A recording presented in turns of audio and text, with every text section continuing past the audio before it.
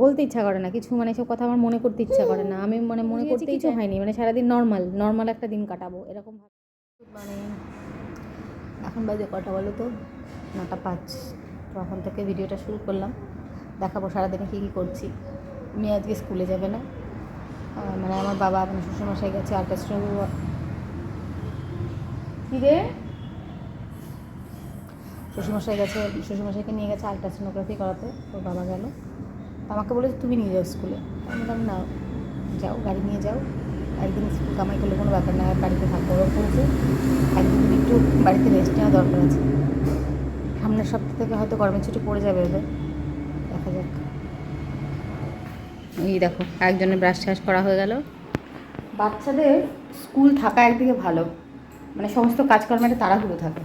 যে স্কুলে যাবে না আজকে, ব্যাস কিছুই ভালো লাগছে না, মনে হচ্ছে না কিছু করি, মনে হচ্ছে শুয়ে বসে থাকি। আসলে কি বলতো, আমার এত ঘুম পায়, কারণ রাত্রে তো ঠিক মতো ঘুম হয় না। ছোটো বাচ্চা থাকলে যা হয়, বারবার উঠতে হয়। সেই কারণে সকালবেলা খুব তাড়াতাড়ি উঠি না, মোটামুটি উঠি। যখন উঠি তখন আমার চোখে খুব ঘুম থাকে, মানে আবার একটু ঘুমাই। তো চলো বিছানাগুলো গুছিয়ে নিকম ছড়ানো ছিটানো রয়েছে। ছোটোটা উঠে গেছে, বড়োটাকে খাইয়ে দিয়েছি, ছোটোটাকে এখনও খাওয়ানি, উঠেছে। ওকে এবার একটু খাওয়াতে হবে। বিছানাটা তুলে নিই, তারপরে ছোটোটাকে খাইয়ে দেবো। ওই বাবা, জানলাটাও খুলতে হবে। আজকের ওয়েদারটাও কেমন, এটা মেঘলা মেঘলা ভাব, কিন্তু গরম আছে, প্রচণ্ড গরম। পড়তে বসো মামা, পড়তে বসো, পড়তে বসে যাও। আমি ফ্যানটাকে একটু জোরটা বাড়িয়ে দিই। দেখ বালিশ দিয়ে বোনের বিছানা কি করে দিয়েছি আমি। তোর বোন এত নড়াচড়া করে বিছানার মধ্যে, এদিক থেকে ওদিকে যায়, ওদিক থেকে ওদিকে যায়, সেই জন্য পুরো ঘিরে দিলাম। আর জামা কাপড়গুলো একটু পরে ভাঁজ করছি। যা মা পড়তে বস। দেখ ওইখানে পুতুল দিয়ে কী করে রেখেছিস, যা বল। হ্যাঁ, তারপরে কাণ্ড, শাখা প্রশাখা, তারপরে পাতা, তাই তো? বাহ, সুন্দর হয়েছে। তাহলে তুমি এবার একটু পড়ো, আমি বোনকে একটু খাইয়ে আসি। বাংলাটা পড়ো নাকি পরিবেশটা, কি পড়ছো এখন? আচ্ছা পড়ো তাহলে। আমার সোনার চুলগুলো বড় বড় হয়েছে। হ্যাঁ আসো না, জুটি করে দেবো নাকি একটা? কোথায় গেছিস তুই? ঠিক আছে, তুমি টিভি দেখো, আমি এক্ষুনি চলে আসছি। শোনো, এদিকে তাকাও, টিভি দেখো আর বোনকে দেখে রাখো, ঠিক আছে? বোন ঘুমাচ্ছে, আসবো এক্ষুনি, বেশিক্ষণ টাইম লাগবে না আমার। ওইটা বড়টাকে দেখো। হ্যাঁ পিসি আসছে বাবা। উড়ালে না গাড়ি, তাই বলছি।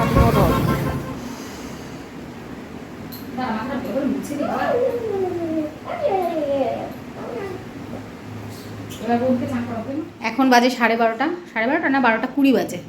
ওখান থেকে এসে, যে কাজে গেছিলাম সেখান থেকে এসে, কাজটা হয়ে গেছে। এসে 2 মেয়েকে স্নান করালাম, এসে খাবার টাবার সব বেড়ে রাখলাম, মানে বাবার খাবারগুলো সব বেড়ে দিলাম। এখন আমি যাবো স্নান করতে, পুজো করবো, তারপরে যাবো ছোটো মেয়েটাকে নিয়ে ডাক্তারের কাছে। বড়োটাও যাবে আমার সঙ্গে। ছোটো মেয়ে 6 মাস হয়ে গেছে, আগের দিন তো যাবো বলে শেষ পর্যন্ত যাওয়া হয়নি। কি চলে এসেছিলো ঘরে, ভিডিও করার সময় কেউ না কেউ চলেই আসবে আমার। আর আমি সবার সামনে এখনও কথা বলতে পারি না ক্যামেরার সামনে, সেই জন্য সমস্যা হয়ে যায়। তো যাই হোক, এখন আমি স্নান করবো, পুজো করবো, তারপরে যাবো ওই যে বললাম ডাক্তারের কাছে। তো চলো, এখন আর বেশি কথা বলার সময় নেই, চলো আমরা রেডি। বোনকে নিয়ে ডাক্তারের কাছে। দেখেছিস লাইট বন্ধ করে দিল তোর বাবা। চলো চলো, সুন্দর ঘুম দিচ্ছিল। এখন যেতে হবে ডাক্তারের কাছে, কী করা। বেলেডাঙ্গা মানেই হচ্ছে জ্যাম আর জ্যাম। গেটে পড়তে হয়নি, কিন্তু জ্যাম। কোথাও বেরিয়ে শান্তি নেই, টাইমের মধ্যে পৌঁছানো যাবে না।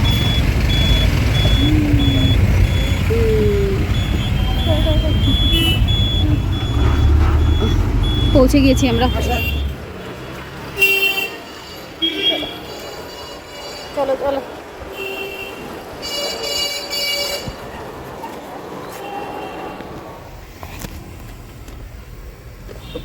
কি হলো, হলো ডাক্তার ডাক্তার হলো আমাদের।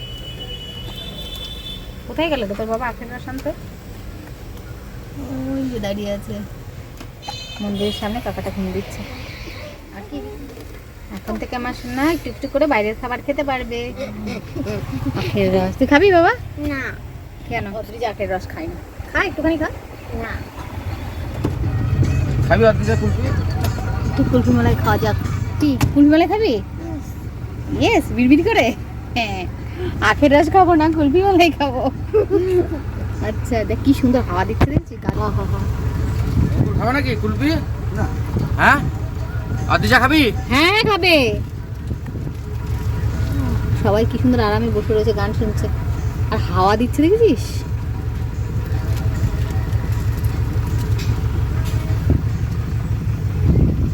ওই যে কুলফি, ইয়ামি ইয়ামি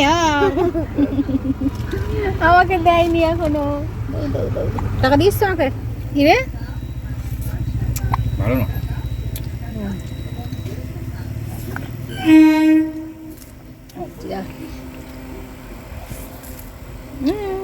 লেখা রয়েছে হিংসা করো না, চেষ্টা করো।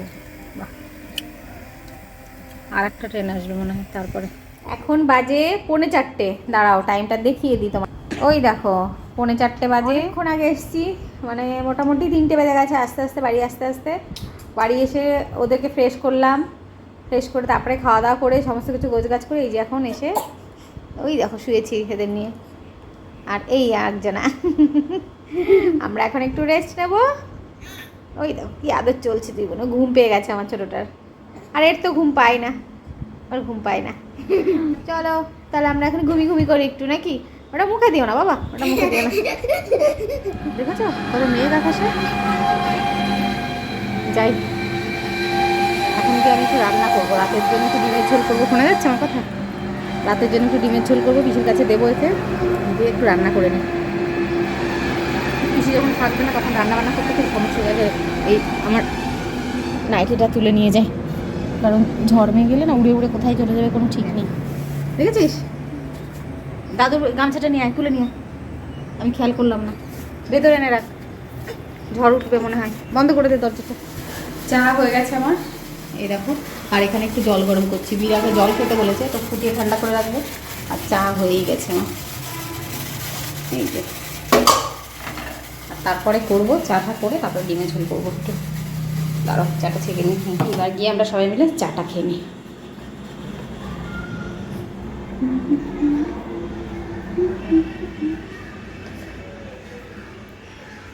ডিমের ঝোল খেতে কে ভালোবাসে? হ্যাঁ ওই জন্য। আর ও আমাকে, ও হেল্প করেছে আমাকে, তাই জন্য।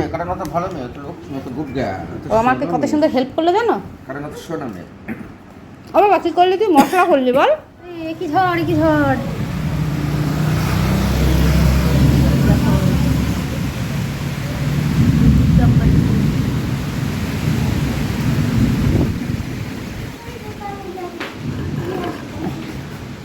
চলে বাইরে গিয়ে বস, আমার বিছানা টিছানা সব দেখ এলোমেলো। ভালোই মনে হচ্ছে বৃষ্টি হচ্ছে। বৃষ্টি হওয়ার পর অন্ধকার ভাবটা অনেক কেটে গিয়েছে।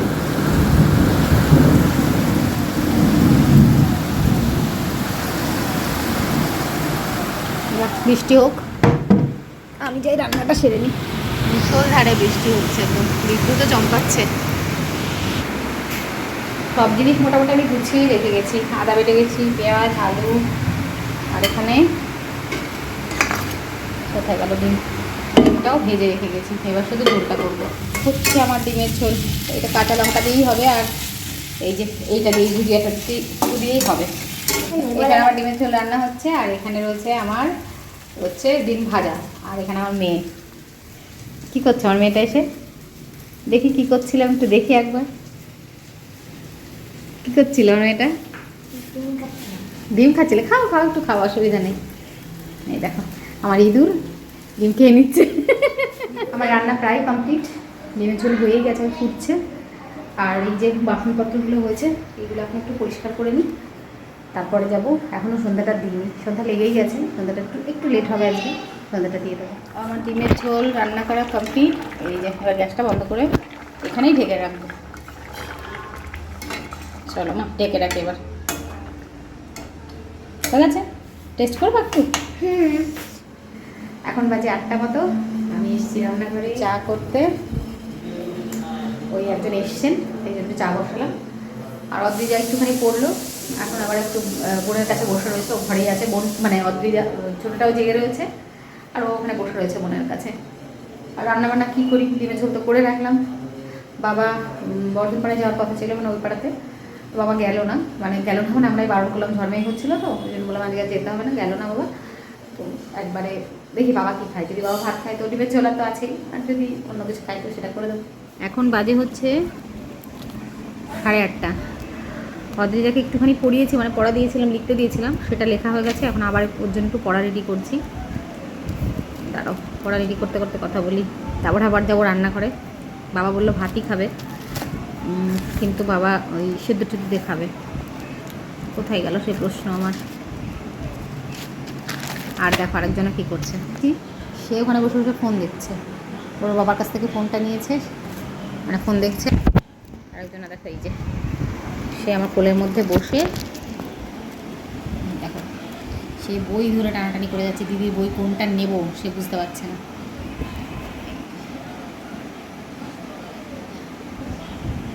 কোনটা নিবি, কোন বইটা নিবি তুই? বই পেন সব ধরে টানাটানি করছে। আমার হাতে পেন রয়েছে, এই যে পেনটা, এই পেনটা নেওয়ার জন্য অনেকক্ষণ থেকে চেষ্টা করলো।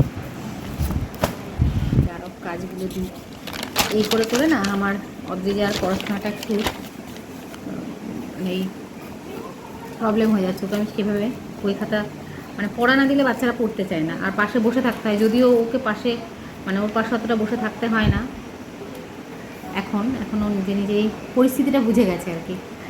পড়া এরকম দিয়ে রাখলেও নিজে নিজে মোটামুটি পড়ে নেয়। ঠিক আছে, কিছুদিন একটু সমস্যা হবে, আশা করি সব কিছু পরিস্থিতির সঙ্গে সবাই মানিয়ে নেবে, এও একটু বড় হয়ে যাবে। কয়েকটা দিন একটু কষ্ট তো করতেই হবে। ঠিক আছে, আর কথা বলছি না, আমি এখন এই কাজটা সেরে নিই তাড়াতাড়ি করে। বাবাকে আর মেয়েকে বড়োটাকে খেতে দিয়ে এসেছিলাম, দিয়ে এই যে একে ঘুম পাড়ালাম, ঘুমিয়ে গেছে, এবার একে শুয়ে দেবো, দিয়ে আমরাও খাওয়া দাওয়া করে নেব।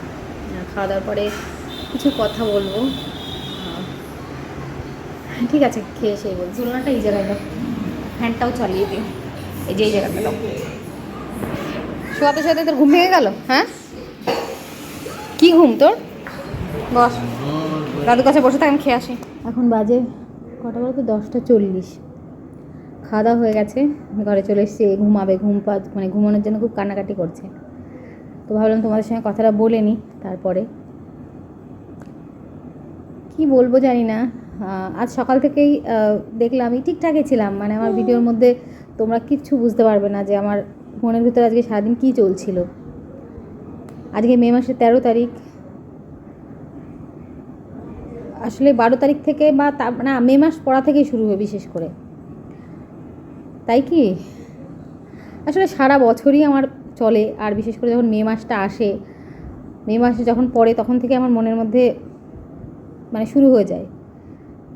তো এবছর তো মে মাস না, এপ্রিল মাস থেকেই মনের মধ্যে, এপ্রিল মাস যেই পড়েছে, এপ্রিল মাসে গেল বাবার মৃত্যুবার্ষিকী, আর 1 বছর হলো বাবার। আর এবছর আমাদের বাবার বাৎসরিক কাজটা করা গেল না, কারণ আমার ছোটো কাকা মারা গেছেন এবছরই, যার জন্য বাবার বাৎসরিক কাজটা হলো না। আর মায়ের এবছর হলো মে মাসে, মানে আজকে 13 তারিখ, 5 বছর হয়ে গেল এই দিনে। মা বলতে ইচ্ছা করে না কিছু, মানে সব কথা আমার মনে করতে ইচ্ছা করে না, আমি মানে মনে করতেই চাই না যে মা নেই। তো সকালবেলা থেকে আমি কি বলবো, মানে নিজেকে বুঝিয়েছি কিছু হয়নি, মানে সারাদিন নর্মাল একটা দিন কাটাবো এরকমভাবে, মানে হয় না যে মৃত্যুদিন স্মরণ করা বা কিছু একটা স্পেশাল, আমি কিছু মনে মধ্যে আনিনি, মানে দেখাইনি, নিজেকে বুঝিয়েছি যে আমি কিছু দেখাবো না, মানে নিজেকে বোঝাচ্ছি যে কিছু না, তো আজকে নর্মাল দিন একটা, আর 5টা দিনের মতোই, কিন্তু মনের মধ্যে তো চলছে না, আর 5টা দিনের মতো দিন তো লাগছে না আমার। তো এরকম আসবে দিন, চলেও যাবে। তো যাক, সব কথা বলে আর কি বলবো, যাক আর এসব কথা বলছি না। যাই হোক, এই যে এরা আছে আমার, এদের সঙ্গে, এদেরকে নিয়ে মা ভুল হয় না, মা বাবা এরা কোনো দিন মন থেকে মোছে না, ভুলও হয় না, মানে ওরা যে নেই সেই ব্যাপারটা ভুলে থাকতে চাই, এই আর কি।